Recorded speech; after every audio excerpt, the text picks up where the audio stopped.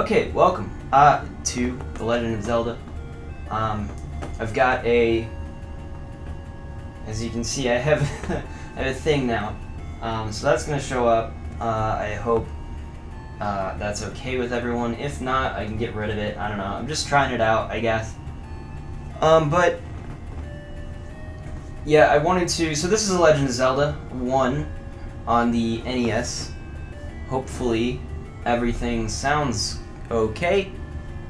I should make sure I'm not recording my microphone. And yes, I'm not. Okay, good. Okay, so here's the deal. Let me read this real quick. I'll show you guys. This is the basic story of Zelda. The Legend of Zelda. Many years ago, Prince of Darkness Ganon stole one of the Triforce with power. Princess Zelda had one of the Triforce of Wisdom. She divided it into 8 units to hide it from Ganon before she was captured. Go find the 8 units linked to save her. So, very basic premise. Basically, you got Ganon. He took the Triforce of Power, as I just said, and then Zelda had the Triforce of Wisdom. She split it into 8 pieces. You got to go get the 8 pieces of the Triforce of Wisdom. Assuming we already have the Triforce of Courage, I guess. If you know the Zelda storyline, it's not mentioned insofar as I know. These are all the items in the game that we'll be getting. Whoops. I wanted to show these off because these are cool. So like the old NES games used to come with little extras. They used to come with like way more stuff than they do now. Nowadays you get like nothing. You get like a piece of paper that says, "Hey, go download the manual digitally." But the original one, it came with. Whoever I bought this from, laminated it, but it's I don't know how well you can see that on the little image, but that's basically a world map. It's missing some things. You're supposed to like fill them in yourself, I guess. This is not the whole world, but it gives you a good idea, and it tells you where the first 3 levels are, and Lost Hills, and then there's question marks and some of the other things. Just little hints. And the thing about the first game, I'm gonna ramble on a bit before I even start playing because this is interesting stuff. The thing about the first game is it's kind of hard to navigate. There's a lot of secrets in the game that you just kind of have to know about. Old NES games, it used to work like you used to just have to explore until you find that. They're supposed to waste your time because you're supposed to. Back in the day, you wouldn't get that many games, so they try to make you spend as much time with it as possible, so you feel like you get your money's worth for the most part. And this game is definitely like that. It also has some maps of level 1, level 2 with all of the items and stuff, and then it gives you like a basic layout. Not much. It gives you like the first 5-6 rooms of level 3 and 4, and then just 2 rooms of level 5 and 3 rooms of level 6, and then nothing of level 7, 8, or 9. But it does tell you all the items. There's some tips on here. There's a full map of 1 and 2, and that's basically what you get. You get this with the original game. So a lot of the stuff in the game seems hard, but they do. If you got the game as it was originally packaged, you would get a hint book. And I mean, you could also get like Nintendo Power, which was made to sort of give you extra stuff, hints and tips and tricks and stuff. But I've also got the manual here, which gives a little more background on the story. So if you're not interested in this, you can skip ahead. But I'm just going to go ahead and read through this manual, or at least skim through it.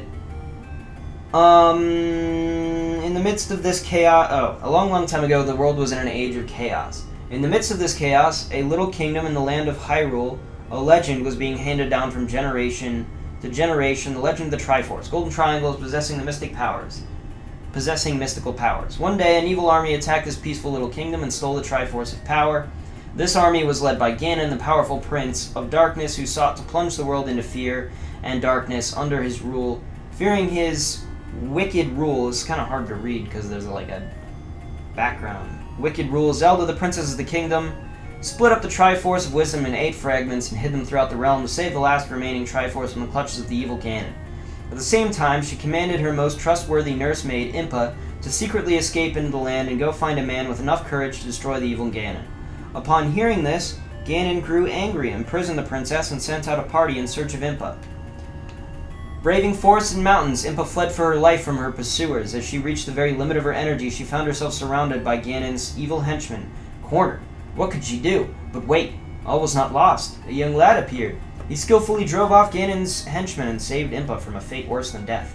His name was Link. During his travels, he had come across Impa and Ganon's henchmen. Impa told Link the whole story of the Princess Zelda and the evil Ganon. Burning with a sense of justice, Link resolved to save Zelda, but Ganon was a powerful opponent.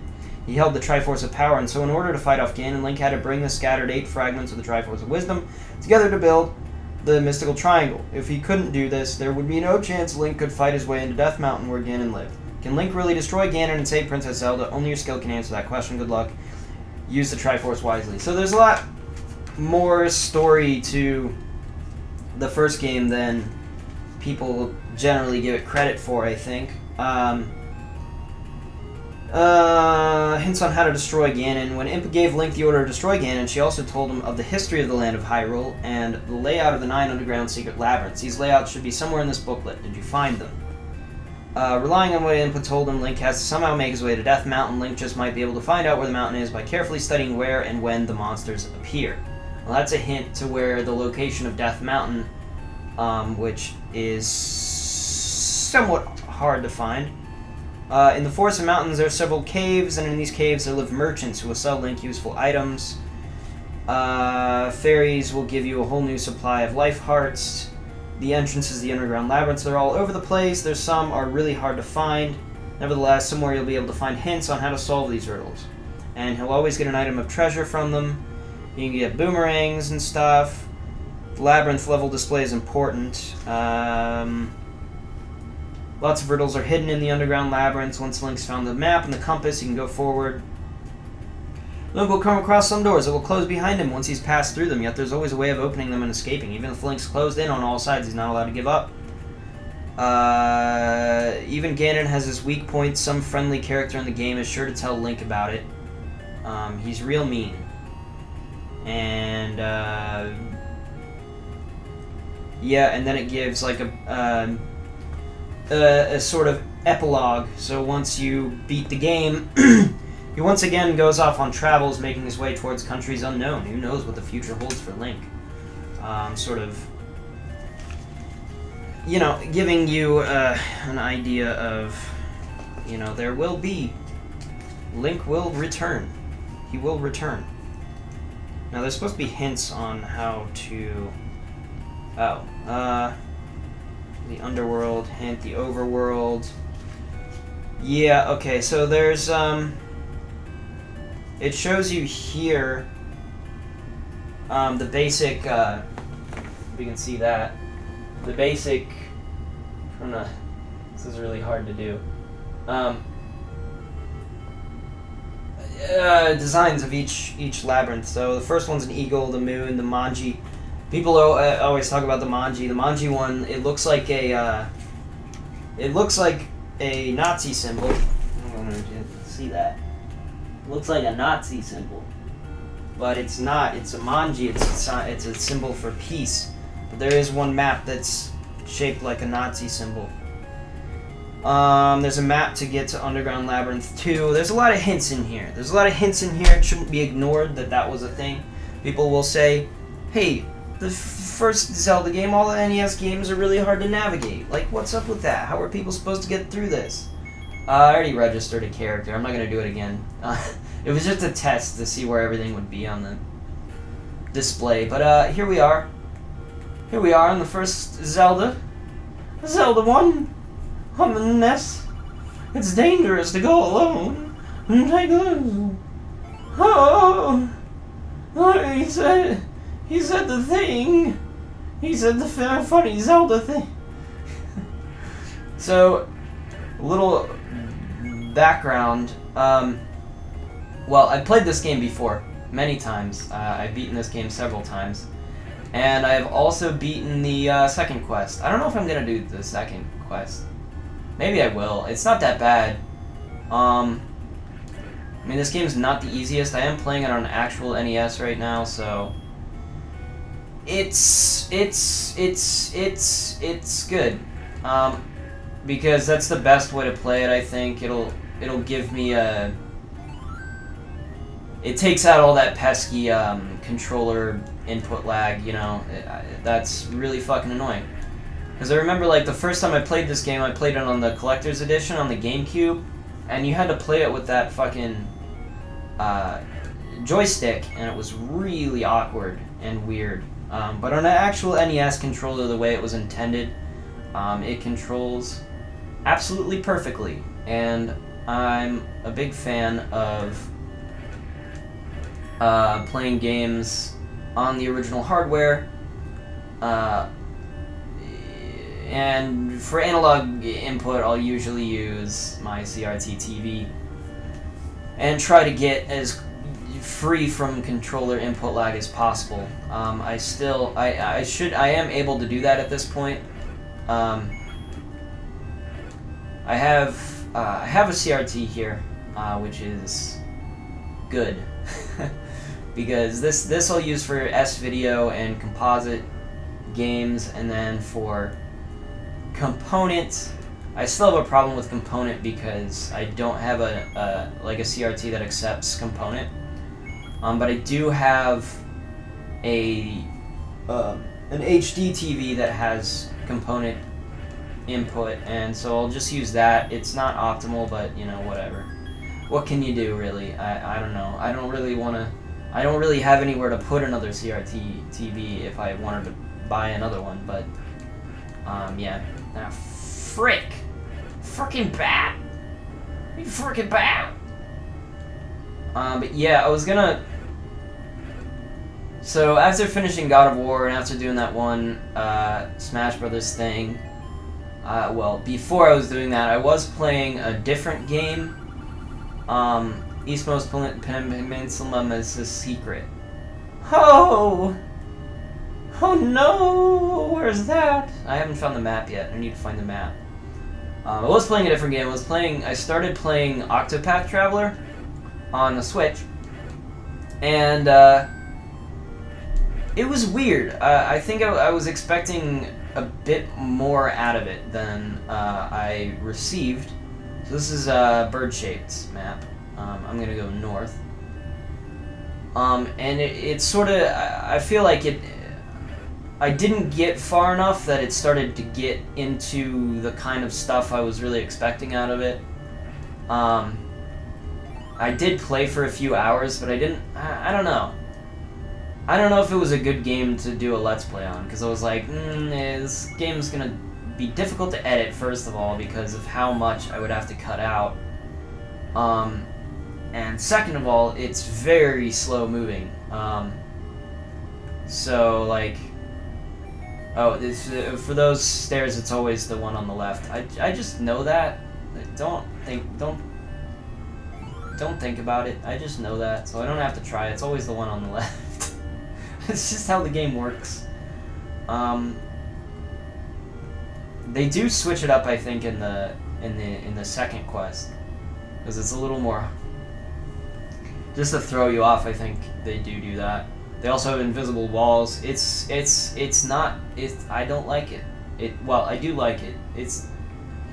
I like it in a sort of like I like it and I also hate it. So in like both ways. I'm gonna go back down and go into that room down below first before I go to the other room. And I'm probably gonna call this an episode after beating the first dungeon in no time flat. It'll get harder, especially the last dungeon's really hard. But the first dungeon and the first like 3 dungeons aren't that bad. I have bombs. I have bombs now. But you'll notice that most of the secret rooms are shown on the map anyways, so now we know where the boss is with a compass. Yeah, most of the secret rooms will be shown on the map anyways, and you'll notice if you, like, can see, like, a room, but you're like, there's no doors to it, usually you can use a bomb and just bomb your way into it. There are some secret rooms that aren't shown on the map, but it's rare. It's rare that happens. Usually it's shit, I just died. Fuck. Well, usually it's something you can see. It's something that's obvious. It'll be like an eyeball in a head or something, and it'll be like, oh, that looks like I could maybe get in there. That looks like that'd be a fun place to put a secret room. Yeah, so I might release the Octopath Traveler episodes. The reason I was playing it was half because I wanted to play it. I wanted to see what it was like.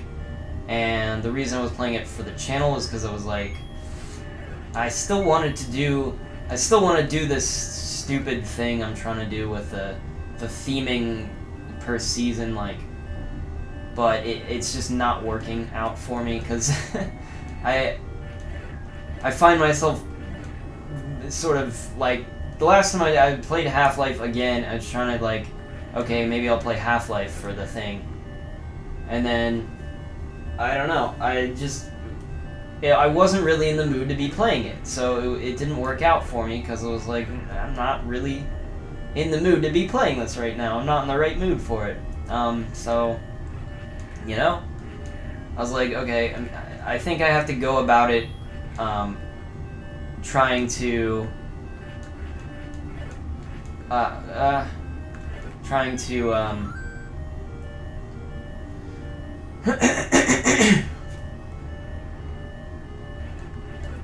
these are the likes, or not the likes, the wall masters. Floor masters? I think there's a wall masters. I think I can kill this guy with a bomb. There, he's dead. Alright, that's it. See you in the level 1. Hope you guys enjoyed that one. That was a quick one. So, I'll see you guys on the next episode. Goodbye!